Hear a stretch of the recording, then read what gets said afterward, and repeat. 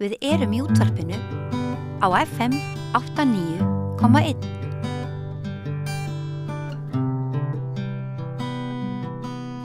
Já, við ætlum að ræða ríkisútvarpið, Eurovision og fleiri mál varða almannaútvarpið. En í gær ákváðu Spánverjar að taka ekki þátt í Eurovision ef Ísrael fær að keppa. Æ fleiri þjóðir sýna það sem ég myndi kalla samfélagslega ábyrgð með þessum hætti. Nú, stundum hefur Ísland verið í fararbroddi ríkja kemur að stuðningi við mannréttindi á erlendum vettvangi. Og hér á landi bíða margir spenntir eftir að RÚV flauti þáttöku okkar af í keppninni miðað við þáttöku Ísraela, svona að óbreyttu. Sendi skýr skilaboð og ekki síst í ljósi niðurstöðu undir stofnunar Sameinuðu þjóðanna í gær, þar sem segir að sannarlega sé þjóðarmorð í gangi á Gaza. Sama dag og Ísraelar reiðjast fram með landhernaði af áður óþekktum skala skilsmanni og eira engu.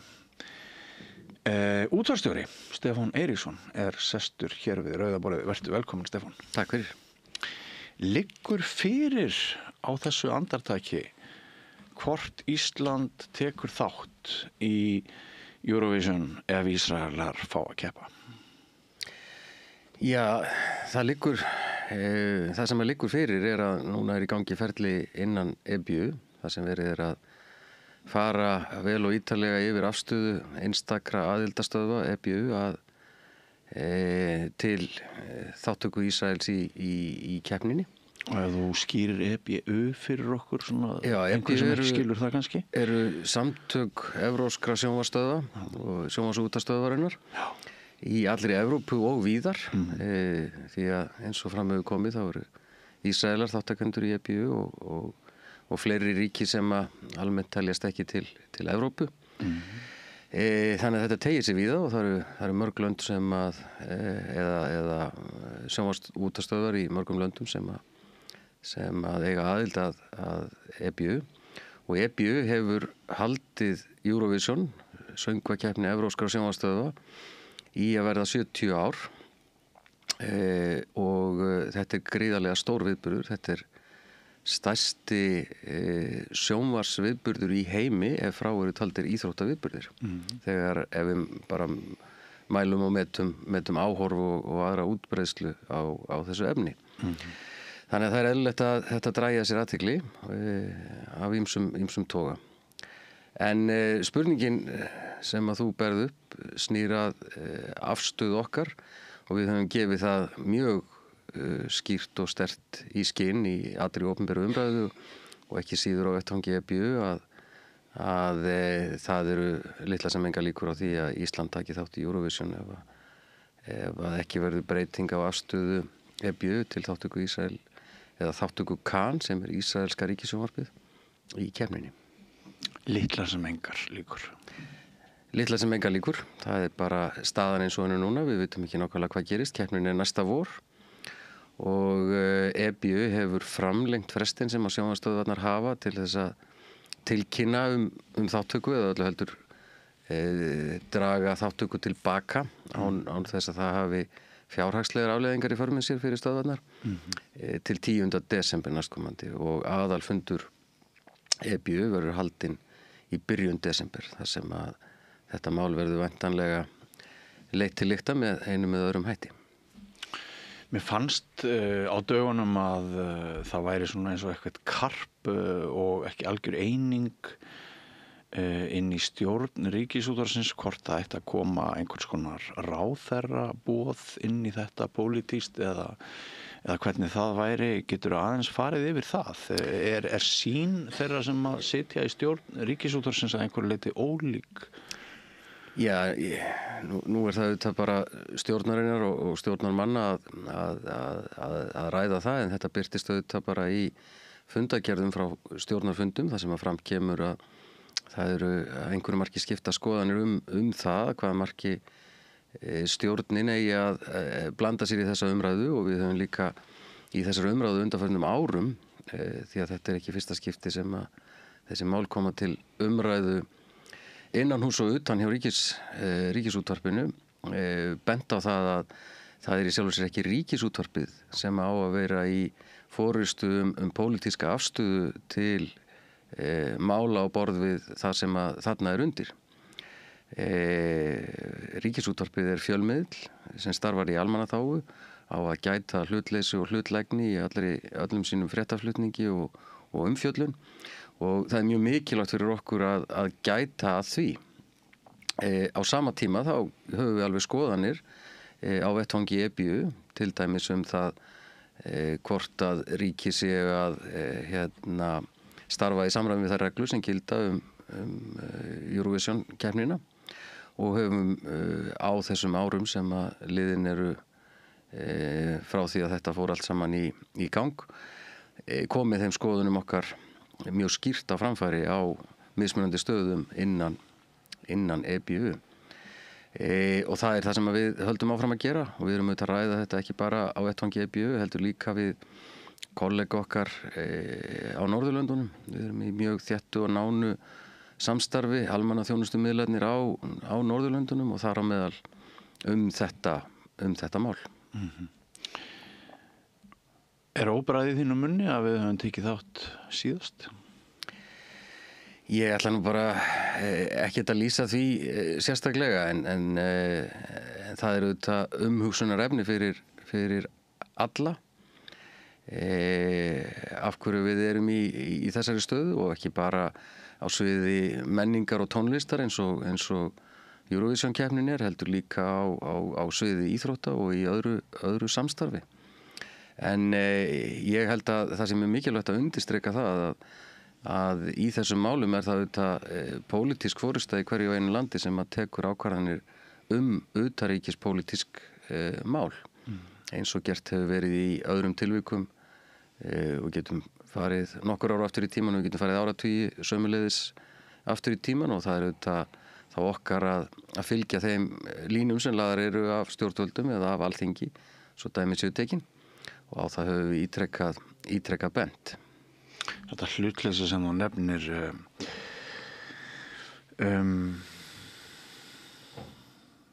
til dæmis blaðamennskan í heiminum, hún hefur svolítið breyst, viðhorf til að sé eitthvað til sem heitir hlutleysi. Þú vísaði til þess að ríkisútvarpið að vera hlutlaust. Kann að vera að hugmyndir okkar hlutleysi séu að einhverju leyti sprottnar á göfgun eða einhverjum svona miskilningi, að það sé ekkert til sem að heiti hlutleysi, og einmitt ríkisstofnun sá fjölmiðil sem nýtur þeirrar forgjafar sem ríkisútvarpið hefur í formi áskriftargjalda og annars slíks afnotagjalda, að sú stofnun þurfi stundum að órenga sig á puttunum og verða leiðandi og sína hugrekki og vera ekki hlutlaus. Já, nú störfum við bara eins og aðrir almannaþjónustumiðlar á grunni ákveðnar hugmyndafræði almannaþjónustu útvarpið og hlutverk þess og verkefni, og það mjög mikilvægt að þetta sé tryggt, og þetta hefur auðvitað þróast með ákveðnum hætti á undanförnum árum og áratugum. Við munum það væntanlega báðir þegar að útvarpsráð pólitískt skipað sáum alla ráðningar, ekki bara ráðningar á útvarpsstjóra eins og hlutverk stjórnar Ríkisútvarpsins núna, heldur líka ráðningar á einstaka dagskrárgerðarmönnum eða fréttamönnum. Og það var talið mikilvægt að það væri svona eitthvað pólitískt jafnvægi innan stofnunarinnar á þeim tíma. Á sama tíma þá gættu fréttamennirnir, þó svo að þetta væri bakgrunnur þeirra ráðningar, að því að sinna því verkefni að fjalla málefni á hlutlausum eða hlutlægum grunni. Í því felst ekki að fréttamaðurinn megi ekki hafa afstöðu eða skoðun á því ef að til dæmis eitthvað hefur klúrast á vettvangi ríkisstjórnarinnar eða einstakra sveitarfélaga eða hjá einhverjum fyrirtækjum, að hafa þá skoðun að þarna sé eitthvað klúður í gangi sem þurfi nú að ávarpa og ræða En fréttamaðurinn á ekki að taka afstöðu, hann á ekki að vera með skýra afstöðu, ræða hana á opinberu vettvangi og samfélagsmiðlum, til dæmis til aðildar að Evrópusambandinu eða svo við nefnum svona eitthvað málefni sem ofarlega á baugi í umræðunni gjarnan hjá okkur. Fréttamaður verður að gæta að því og Ríkisútvarpið sömuleiðis að það sé ekki að taka einhverja slíka afstöðu. Á sama tíma þurfa fréttamenn auðvitað að spyrja mjög gagnrýna spurninga, setja fram spurningar sem að í eyrum og augum einhverja hljóma þannig að þeir hafi einhverja mótaða afstöðu til hlutana. En fréttamaðurinn, líkt og þú ert núna, þú ert auðvitað að setja fram spurningar og spurja að einhverjum atriðum til þess að upplýsa almenning í landinni og fá fram svör frá þeim sem að ráða eða eru í ákveðnum hlutverkum. En þetta bara stöðugt umræðuefni á vettfangi fjölmiðla og blaðamennsku, ekki bara hjá okkur, heldur út allan heim og rauður þráður í umræðu og samtali á vettfangi almannaþjónustumiðlana sömuleiðis. Hefur verið mikil umræða innan hús hjá ykkur efnistök kemur að fréttum frá Gaza og af þessu skelfilega stríði eða innrás eða eyðingu fólks, þjóðarmorðs eða hvað orð maður á að nota, því að þú ert væntanlega því kunnugur að sumum finnst skorta að RÚV hafi sig upp fyrir, segir hann, segir hún, Netanyahu bara með 50% af umræðutímanum og svona að greining og sjálfstæði, það vantar svolítið upp á greiningu og sjálfstæði og sumir segja hugrekki fréttastofana til þess að leiða gagnrýni umræðu hvað varðar Ísrael. Það auðvitað sjálfsögðu umræða þetta á vettfangi fréttastofunar og á vettfangi Rásar 1 og Rásar 2 og Sjónvarpsins. Dagskrárgerða fólks hjá okkur það hvernig eigi að ræða og flytja fréttir af þessum atburðum sem þarna eru að gerast. Og við þurfum eins og ég sagði áður að gæta því að upplýsingar og sjónarmið frá öllum aðilum komi fram, og við finnum það mjög skýrt því að við erum í góðum tengslum við áhorfendur og hlustendur all land, að þeir hafa á þessu skoðun og við fáum gagnrýni úr báðum áttum, þar sem að við erum talin vera eingöngu að útvarpa sjónarmiðum Hamas og Palestínumanna. Maður þekkir þessa öfgaumræðu og sömuleiðis að við séum alltof upptekin af því að leyfa röddum ráðamanna í Ísrael að heyrast í okkar miðlum. Og báðar þessir hópar eða þessar fylkingar kalla mjög eftir því að fréttaflutningurinn verði með einhverjum öðrum hætti og afgerandi hætti í aðra hvora áttina.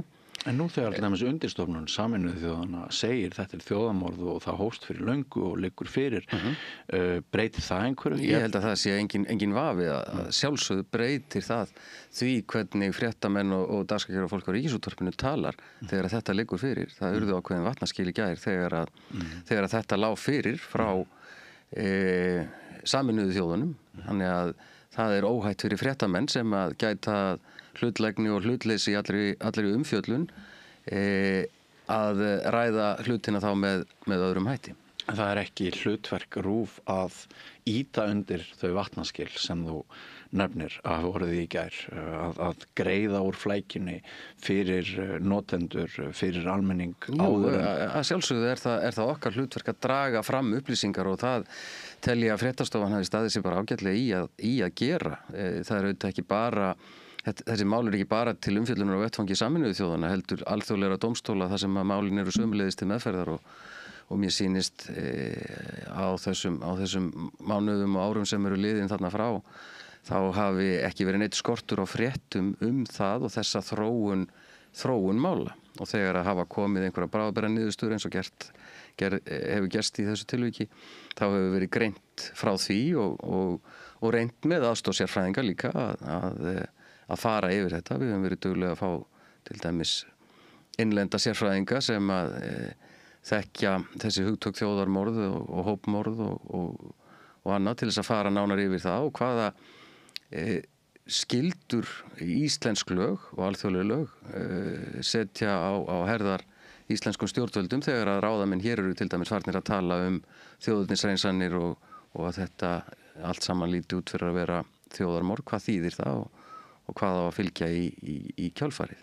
En Ríkisútvarpið á ekki að vera í forystu hlutverki að taka einhverja pólitíska afstöðu til þessara mála, en hún á að Ríkisútvarpið á að sjá til þessa að umræðan sé eins upplýst og kostur og að allar upplýsingar sem að máli skipta í þessu samhengi öllu komi fram. En ef seinni heimsstyrjöldin stæði yfir núna þá getum við kannski verið sammála það að það væri óeðlilegt að Hitler fengi 50% af fréttatímanum og umheimurinn hinn 50%? Já, við getum alveg hort á þessa hluti fram og tilbaka og velt fyrir okkur einhverjum sviðsmyndum í þessum efnum og við erum auðvitað í ákveðnu stríðsástandi víða heim þó að þessi átök séu ekki farin að teygja sig hingað til okkar, en ég heyri það bara til dæmis á samtölum mínum við norræna kollega að umræðan öryggis- og varnarmál er miklu ofar á listanum yfir þau atriði sem við erum að tala saman heldur en var bara fyrir 5 árum síðan. Já.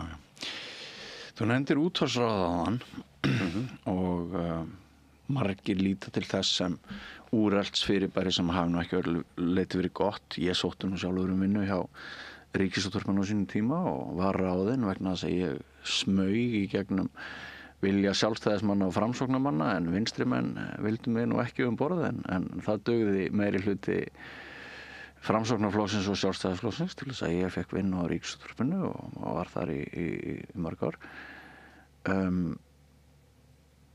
Ekki fullkomið fyrirkomulag, svo sannlega ekki, útvarpsráð, en svo var það OHF.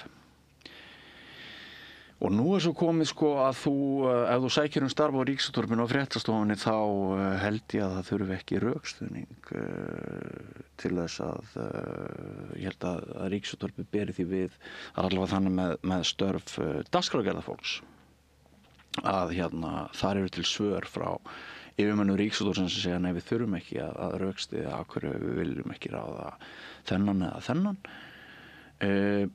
Og hættan kannski svo þegar við förum úr útvarpsráði sem var yfir í OHF og yfir í það umhverfi sem núna hefur verið töluvert skeið, að það geti skapað svolítið svona klúbbastemning í opinberu fyrirtæki eins og Ríkisútvarpinu og að starfsmannastefna geti orðið full einsleit. Það verði hugað að móral og svona, þú veist, því allt gangi snöðrulaust fyrir sig. Hættan að menn verði ekki of umdeildir. Hún ráði of miklu vegna þess að sannarlega sótt að Ríkisútvarpinu á öllum tímum, sumpart að mínum að með réttmætum hætti en sumpart með mjög ósanngjörnum hætti. Er þetta fullkomið fyrirkomulag og bara af því að OHF Ríkisútvarpsins hefur alltaf verið umdeilt. Ef þú lifðir í hinum fullkomnasta heimi, allra heima, er eitthvað sem að þú gætir séð fyrir þér að mætti bæta og gæti aukið fjölbreytileika og traust gagnvart Ríkisútvarpinu? Ekki bara fréttastofan, heldur líka bara dagskrárgerð og Já, þetta auðvitað ansi stór og viðamikil spurning. Eins og spurningar eiga að vera. Þegar útvarpsstjóri kemur heim svo. Jú, ég auðvitað þekki ekki sem stjórnandi hjá Ríkisútvarpinu annað fyrirkomulag heldur en það sem að núna nema bara þá utan frá og í gegnum söguna og svo framvegis. Og ég held að það sé svo sannarlega breyting til batnaðar sem verður á því að þessar ráðningar sem fóru þá fram og ábyrgð pólitískt skipas útvarpsráðs heyri sögunni til. Reglurnar sem auðvitað hjá okkur gilda eru skýrar. Við eigum að samkvæmt þeim reglum og þjónustusamningi að auglýsa öll störf hjá okkur. og við erum auðvitað þegar við auglýsum eftir fólki, hvort sem það eftir fréttamönnum eða dagskrárgerðarfólki eða öðru starfsfólki, þá erum við að leita að hæfasta einstaklingunum í hvert og eitt sinn, þann einstakling sem uppfyllir þær kröfur sem við gerum hverju sinni. Þetta fullkomið fyrirkomulag? Hætt á því að það skapist einhver ákveðin stemming í einhverjum ákveðnum hópum? Að sjálfsögðu það þannig. En við höfum auðvitað bara að reyna með öflugu og góðu skipulagi, góðri mannauðsstefnu og annað að tryggja það að hæfustu einstaklingarnir starfi hjá okkur á hverjum tíma, og Ríkisútvarpið nýtur nú þeirra forréttinda og hefur gert það undanfarna áratugi að það mjög eftirsóknarvert að starfa hjá Ríkisútvarpinu. Við sjáum það bara þegar við auglýsum eftir til dæmis dagskrárgerðarfólki að það eru mörg hundruð mann sem að sækja þessar stöður. Síðast voru við auglýsa eftir þölum á rás 1 og mikill fjöldi sem að sótti þar og mikið af hæfileikaríku og öflugu fólki eins og dyggir hlustendur Rásar 1 heyra núna hjá nýjum þulum sem eru að svona feta sig áfram í þessu hlutverki og þessum verkefnum. Það færi stundum að heyra að það sé alltaf sömu viðmælendurnir í meir og minna að þetta sé ekkert mjög stór panel sem að þarna inn á gafli eða hvað maður á að segja og hérna oft séu aðrir starfsmenn Ríkisútvarpsins í þáttum hjá öðrum starfsmanni og svona, sko. Ég man til dæmis þegar ég var á RÚV að það mátti eiginlega ekki fjalla það ef segjum við einhver starfsmaður skrifaði bók, þá var mikið höss að það og það var mikil umræða að það að passa það að starfsmaður myndi ekki njóta þessa almanna útvarpið og að hygla honum vegna þessara bókaskrifa. Það var ansi margt breyst frá þessum tíma og stundum velti ég fyrir mér, sko, hvort RÚV hefur aðeins slakað á þarna of og líka hvort Ríkisútvarpið er í einhver svona markaðsleik og að keppa við einkarekna fjölmiðla að einhverju leyti, hvað var það afþreyingarstefnu og ýmislegt fleira sem það ætti ekki kannski endilega að koma nálægt, að það meiri sáttum með Ríkisútvarpið, afnotagjöldin og forgjöfina sem að Ríkisútvarpið fær, ef Ríkisútvarpið héldi sig sumpart á öðrum miðum fastar heldur en einkareknir miðlar sem að meira og minna eru allir að drukkna í fátækt og fjársvelti. Eru þið eitthvað að ræða þessi mál? Þetta voru dálítið margar spurningar og ég held að það sé mikilvægt að hafa það í huga að hjá okkur starfar fólk sem að hefur ýmsa góða hæfileika og fólk sem að gefa út bækur eða í annarri menningarstarfsemi og það alveg klárt að fólk á ekki að njóta þess í umfjöllun hjá Ríkisútvarpinu og þá heldur ekki að líða fyrir það ef það starfsfólk Ríkisútvarpsins. Þannig var það. Bara því miður, það voru bara að tala um einhver aðra fjölmiðla. Já, en ég held að það sé einfaldlega ekki rétt eða sanngjarnt en það þarf auðvitað að gæta því að þetta sé, það tryggi ekki einhverja forgangsstöðu og við erum ágætlega meðvituð það og dagskrárgerðarfólk hjá okkur.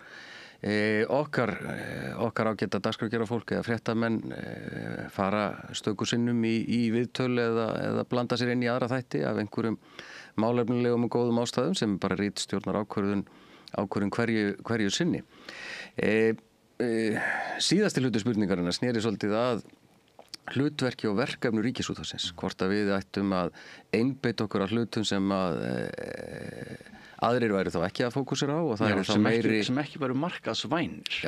Þið hafið risorsana eða bjargirnar til þess. Ég held að það sé mikilvægt að hafa það í huga að almanna útvarpið, almanna þjónustu miðlarnir sem að eru allir að þessir svona helstu sem við berum okkur saman við að fagna 100 ára afmæli þessar mundir. BBC gerði það fyrir nokkrum árum síðan og norrænu miðlarnir norrænu útvarpsstöðvarnar eru að gera þetta þetta leyti akkurat núna og Ríkisútvarpið verður 95 ára á þessu ári. Og útgangspunkturinn hjá öllum þessum almanna þjónustumiðlum að upplýsa, að fræða og að skemmta líka. Og það lykilatriði í mínum huga að almanna þjónustumiðlinn sé ekki bara bundin við hámenningar umfjöllun eða eitthvað sem að engir aðrir fjölmiðlar snerta á, heldur sé líka að fjalla dægurmálefni, sé að fjalla nýja íslenska tónlist, það sem að gerast á menningarsviðinu að öðru leyti og bjóði upp á skemmtiþætti og bjóði upp á hluti sem að sameinar þjóðina fyrir framan sjónvarpið eða útvarpið. Og þetta gerum við til dæmis í söngvakeppninni, þetta gerum við í tengslum við stóra íþróttaviðburði, þetta gerum við í tengslum við kosningar, þetta gerum við þegar að menningaveturinn hjá Sinfóníuhljómsveitinni og RÚV byrjar með klassíkinu okkar, þetta gerum við á tónaflóði á menningarnótt, þar sem að svona léttari tónlist í kannski forgrunni. Og ég alveg bjargfastu þeirra skoðunar að þetta eigi að vera hlutverk og verkefni almanna útvarpsins. Á sama tíma þurfum við að gera okkur grein fyrir því að við njótum auðvitað ákveðins forskotts, við höfum og forréttinda. Við höfum útvarpsgjaldið og við höfum tekjur af auglýsingum sem hefur nú verið umdeilt hér í dálítið langan tíma og sérstaklega af hálfu annarra fjölmiðla sem telja með þessu móti séu við að taka tekjur sem ella hefðu eða gætu hafa runnið til þeirra. Ekki bara auglýsingarnar, líka dagskrárgerð. Eru þið inn á sviði einkamarkaðarins til dæmis bara með hlaðvörpum. Það alls konar spurningar sem má spyrja sig bönd, að koma böndum á framleiðslu Ríkisútvarpsins ef hún sannarlega heggur nálægt rekstraröryggi einkarekinna miðla. Og allt þetta má ræða og við erum ekki að setja í spilara RÚV okkar vinsæla útvarpsefni í formi hlaðvarps til þess að reyna að höggva í áttina að einhverjum öðrum fjölmiðlum, svo sannarlega ekki. Okkur ber samkvæmt lögum að gera okkar efni aðgengilegt almenningi með þeim hætti að fólk geti notið þessa efni sem við erum að framleiða hvar og hvenær sem og það sem að fólkið sjálft kýs. Og það auðvitað breytingin sem að verða og þið þekki mæta vel hér á samstöðunni á miðlun og dreifingu á efni að fyrir áratugum 20-30 árum síðan þá var þetta allt saman í formi línulegrar dagskrár. Þú þurftir að hlusta á útvarpið, að horfa á sjónvarpið til þess að sjá það efni sem þar var í boði. Þá var miklu betra að vera til og öll fjölskyldan sameinaðist bara fyrir fréttir klukkan 20 á kvöldin. Já, ég meina, við höfum fortíðarþrá í því. Við höfum einhverja fortíðarþrá sem ágætt að mörgu leyti. En núna þetta þannig að stór hluti þeirra sem eru að horfa til dæmis á fréttir sem okkar vinsælasta efni í sjónvarpi og útvarpi raunar líka. Stór hluti þeirra sem eru að horfa á fréttir á hverju kvöldi gera það ekki klukkan 7 á kvöldin, heldur á einhverjum öðrum tíma sem að hentar þá betur fjölskyldumunstrinu eða þörfum hvers og eins. Og það nákvæmlega sama á við útvarpsefnið og okkur ber lögum samkvæmt að gera þetta efni aðgengilegt og það var held ég bara mikil og góð fyrirhyggja hjá löggjafanum á sínum tíma að setja löginu Ríkisútvarpið einmitt fram með þessum hætti og setja þá skyldu á almanna þjónustu útvarpið sem að framleiða efni fyrir almenningi í landinu samkvæmt þeim kröfum sem að lögin gera og samkvæmt þeim kröfum sem að þjónustusamningurinn við ráðherra gerir.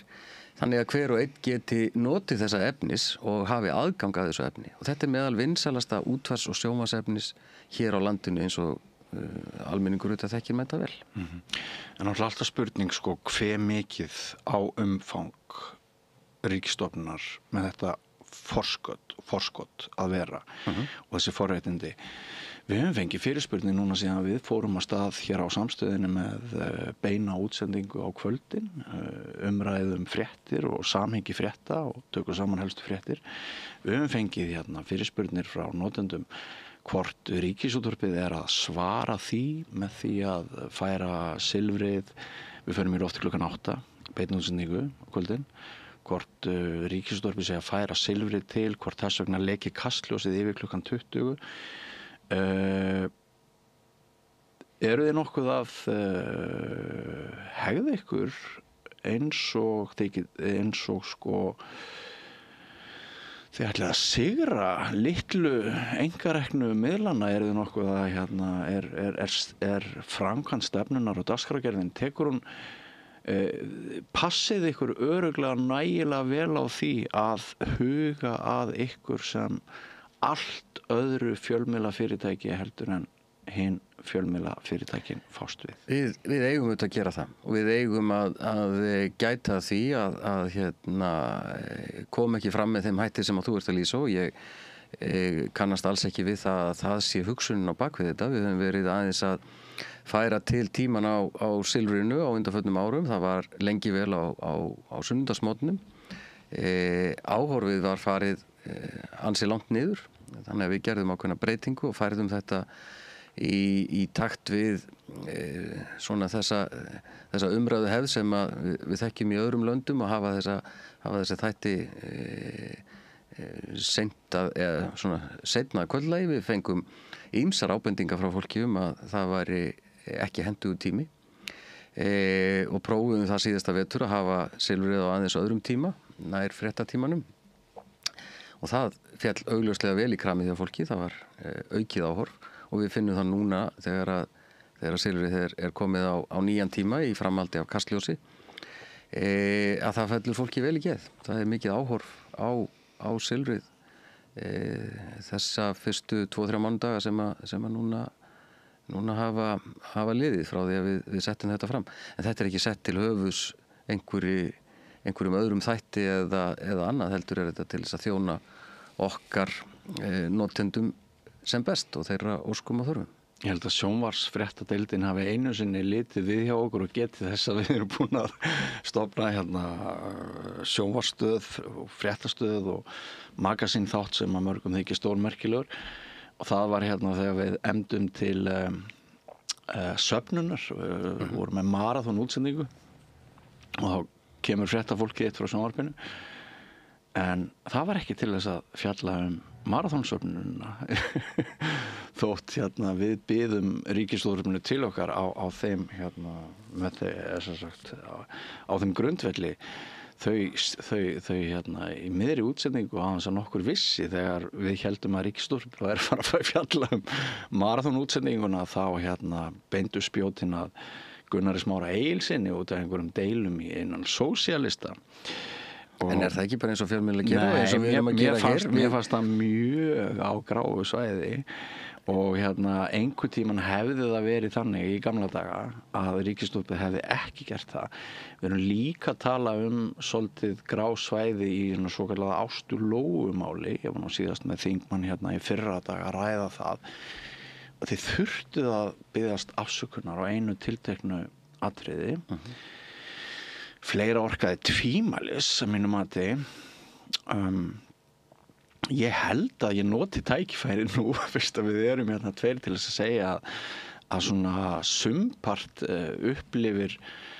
upplifa sumir Íslendingar að sko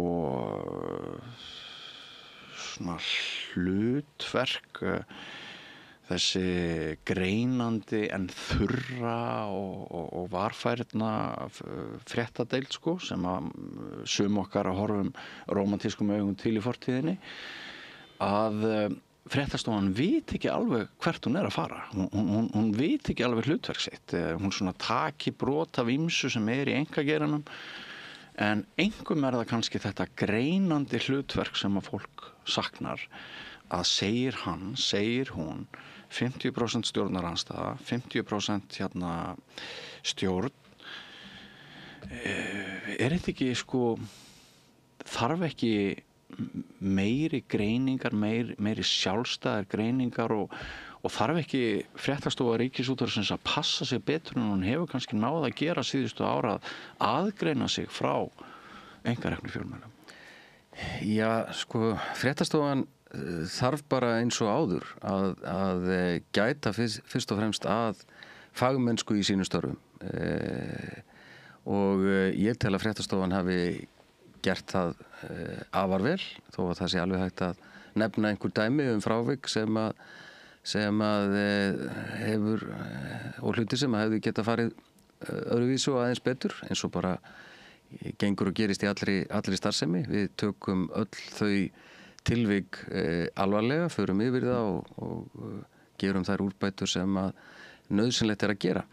En ég treysti því að þú sért ákafur aðdáandi fréttastofunar og fréttana hjá okkur og horfir reglulega á það og hafi kannski tekið eftir því að liður í þeirri breytingu sem að orðið hefur á undanförnum vikum og mánuðum á fréttaþjónustu í sjónvarpi sé akkurat í þessa átt sem að þú nefnir, að fréttastofan verði í sinni umfjöllun meira greinandi og með hvað við að segja, svona heildstæðari umfjöllun þau fréttamálefni sem eru til umfjölluna hverju sinni. Og ég bara nefni dæmi nú nýverið frá þessari viku, ég held að það hafi verið á mánudagskvöldið, það sem var áhugaverð fréttaskýring í fréttatímanum breytingarna sem eru að verða á 2G og 3G farsímaþjónustunni víða land, hvaða áhrif það hefur. Og þar fékkstu í umfjölluninni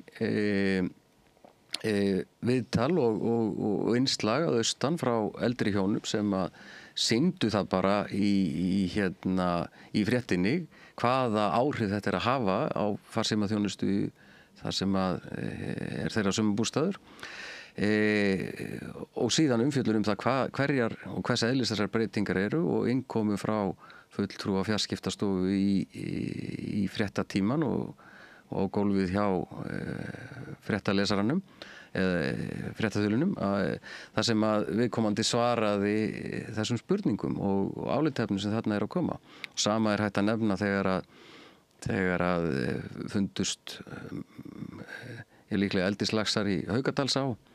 Þá var mjög víðtæk umfjöllun þetta frá staðnum, úr stúdíóinu og með greiningu og upplýsingum fyrir fólk. Og þetta stefna sem að fréttastofan að vinna eftir og þróa og þroska áfram og ég held að veri nú tilvalið að þú myndir fá fréttastjóran og varafréttastjórana í heimsókn til þess að ræða akkurat þetta því að þau eru betur til þess fallin heldur en ég til þess að fara nánar og dýpra í þetta og ræða hlutverk fréttastofunar, fréttastefnuna og þessi álita efni og spurningar hvort að fréttastofa Ríkisútvarpsins segja að aðgreina sig með enn skýrari hætti frá fréttastöðum annarra fjölmiðla.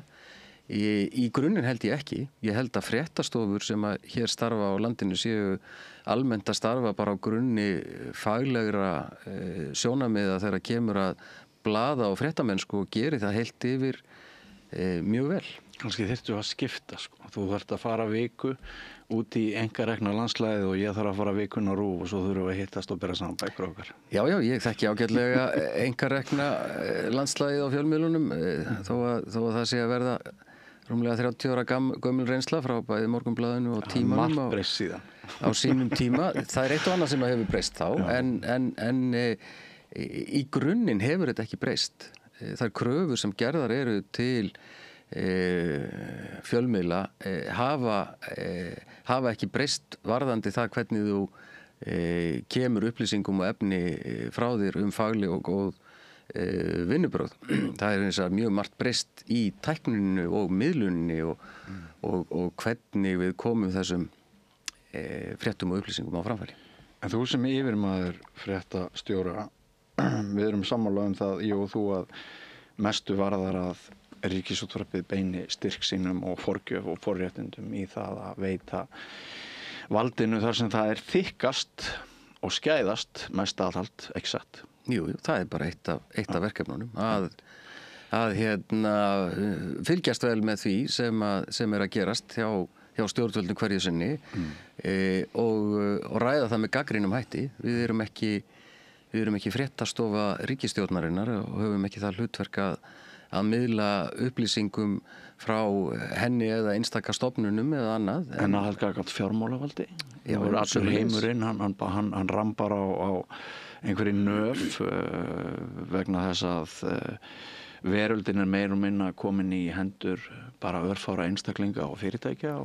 Fjölmiðlar gegna mjög mikilvægu hlutverki í samfélaginu og það sem við erum að gera hér, þú sem fulltrúi samstöðurina sem fjölmiðil ert að veita mér aðhald, ert að spurja gagnrýna spurninga og reyna að fá svör og upplýsingar og, sem að skipti miklu máli og þannig eiga fjölmiðlar að vinna og virka.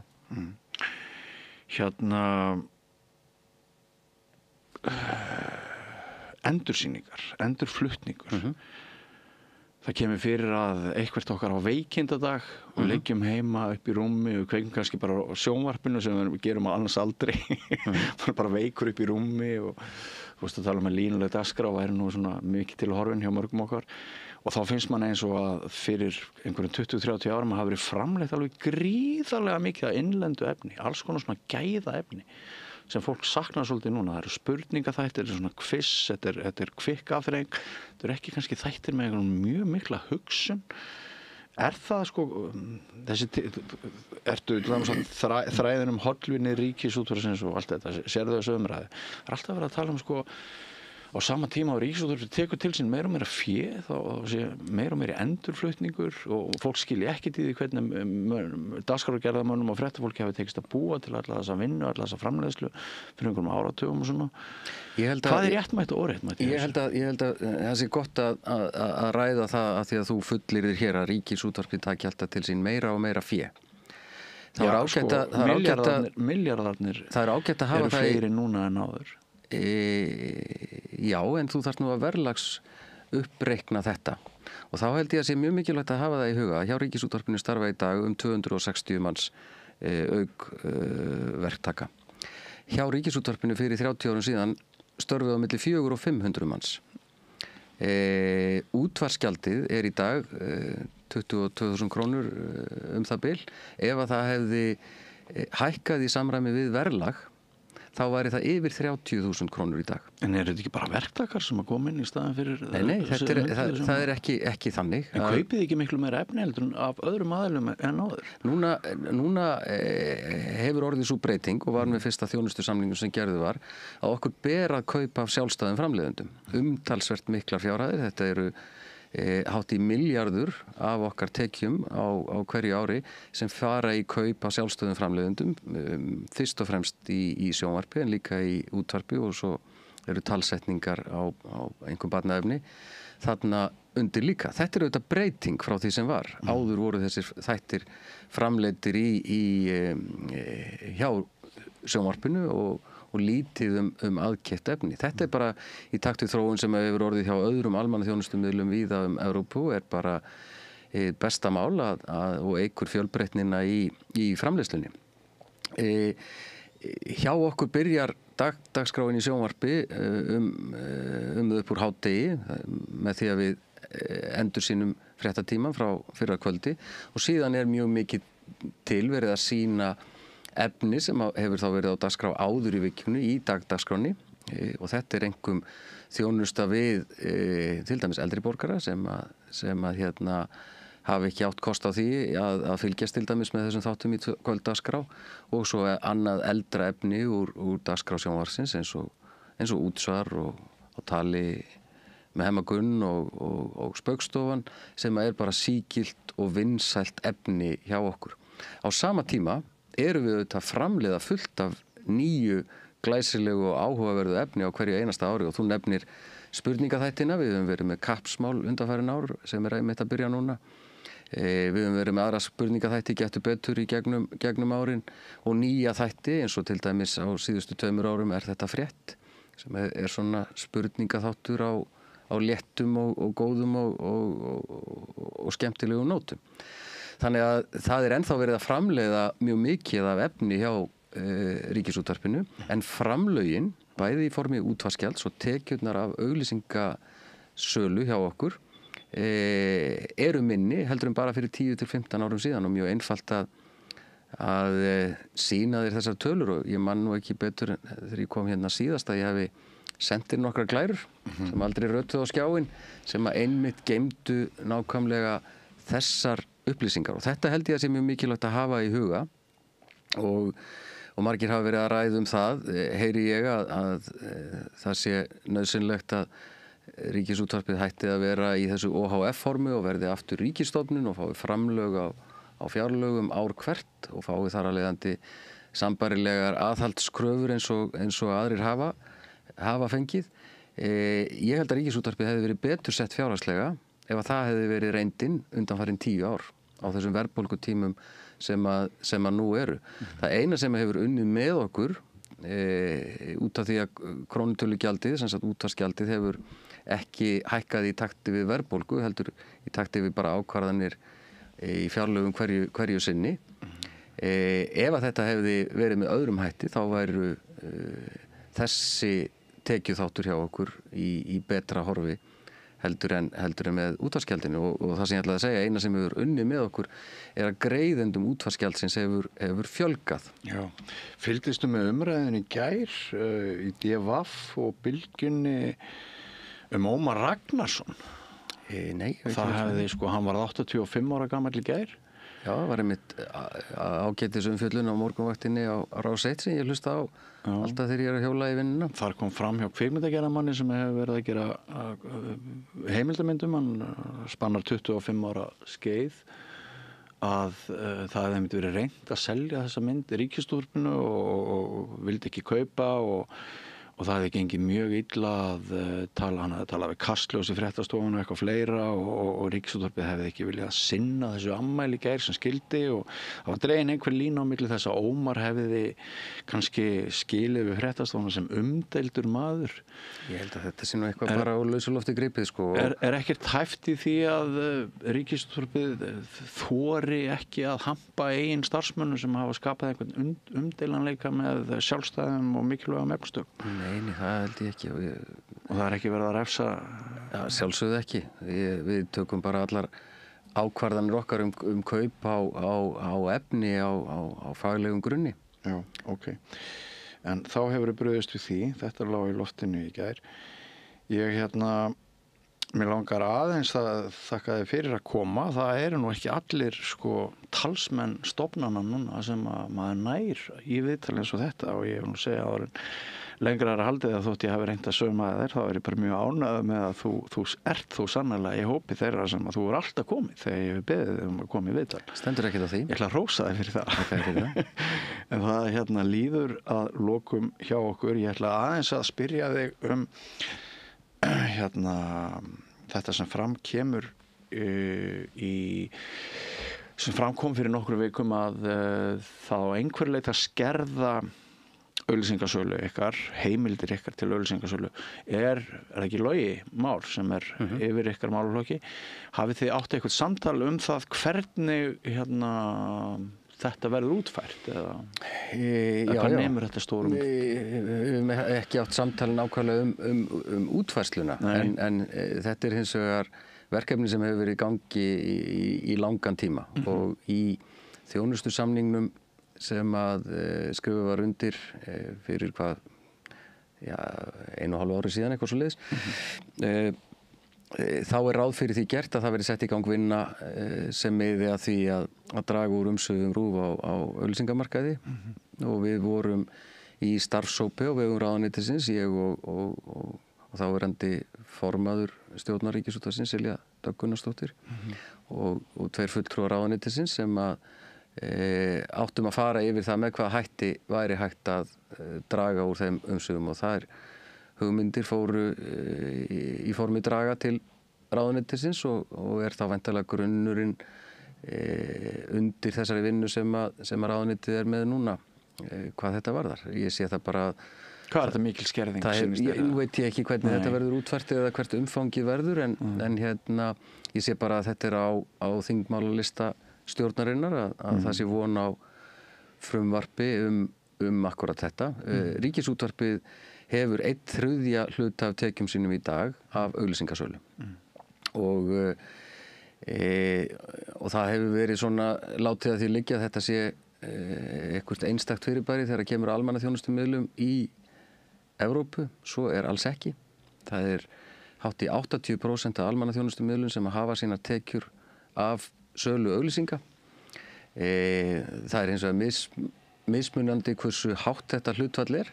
Þetta er alveg frá nokkrum prósentum og upp í 100% því að við erum með almannaþjónustumiðla sem eru alfarið á auglýsinga- og áskriftarmarkaði. Getur bara tekið sem dæmi TV2 í Danmörku og Channel 4 í Bretlandi sem er í eigu ríkisins og og alfarið á auglýsingu og áskriftamarkaði.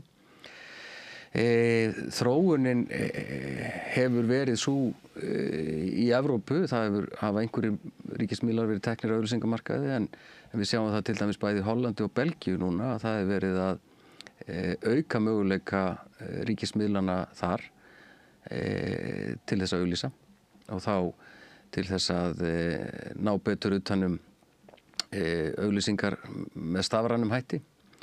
Það er vettvangur þar sem Ríkisútvarpið má ekki vera að auglýsa og hefur aldrei mátt. Við höfum aldrei mátt auglýsa á vefnum okkar svo dæmis í tekið. Þannig að inni í, hvað var að segja, því tekjumódeli sem sett upp fyrir Ríkisútvarpið í lögum, þá felst það að umsvif RÚV og auglýsingamarkaði munu dragast saman eins og hefur verið að gerast undanfarin 10 ár. Því að aukningin á auglýsingamarkaði á vefnum og í þessum stafræna heimi, þar sem við mögum ekki auglýsa, en auglýsingar í sjónvarpi, línulegu sjónvarpi og línulegu útvarpi eru að dragast saman. Við getum verið sammála um það mögulega að það að skattleggja erlendar efnisveitur, það kannski myndi bæta hlutskipti einkarekinna innlendra miðla meira heldur en að vera alltaf að djöflast í auglýsingasölu RÚV. Já, ég hef alveg sagt það áður að mér finnst það vera mikið villuljós hjá fjölmiðlunum að gera það aðalatriði að umsvif RÚV og auglýsingamarkaði séu þetta vonda í fjölmiðla umhverfinu hér. Ég er nokkuð viss um það og hef bara nýleg dæmi frá Evrópu um það að ef það er dregið verulegur umsvif RÚV og auglýsingamarkaði þá er ekki þar með sagt að þessar auglýsingatekjur muni renna lóðbeint til íslenskra miðla. Vitaskuld ekki, þannig er það nú bara. En Stefán Eiríksson, kæra þakkir fyrir að koma og vera hér í eldlínunni, svara gagnrýnum spurningum. Ég óska ykkur á Ríkisútvarpinu góðs gengis og það eru litlar sem engar líkur á að óbreyttu ef Ísrael tekur þátt í Eurovision að við sendum þangað fulltrúa. En þú ætlar að halda forkeppni svona innanlands fyrir hérna. Já, við hefum erum að kalla eftir núna lögum í söngvakeppnina og söngvakeppnin er einn af okkar stóru og mikilvægu viðburðum hjá Ríkisútvarpinu þar sem að þjóðin svo sannarlega sameinast fyrir framan sjónvarpið og við höldum okkar striki með þá keppni eins og staðan er núna og hvort að við förum síðan með það lag sem að þar vinnur í Eurovision ræðst af því hvaða ákvörðun EBU tekur. Ljómandi gott. Næsta skref gæti verið að HSI og KSI, forráðamenn þeirra komi hérna og við förum að ræða íþróttir eins og nefndir áðan á breiðari grunni og hérna, en kæri þakkir fyrir spjallið, gangi ykkur vel. Ekki fara langt, kæru hlustendur og áhorfendur, við höldum áfram með rauðaborðið hér eftir andartak. Við lifum á tímum þegar þörfin fyrir opna og gagnrýna umræðu er brýnni en nokkru sinni fyrr. Ég heiti Ólína Kjerúl Þorvarðardóttir og ég styð og vel samstöðina, sjálfstæðan og óháðan fjölmiðil. Ódýr og öflugur miðill, 40.000 manns sjá eða heyra þætti samstöðvarinnar í hverri viku. Ef þú vilt auglýsa, sendu póst á samstöðin@samstöðin.is.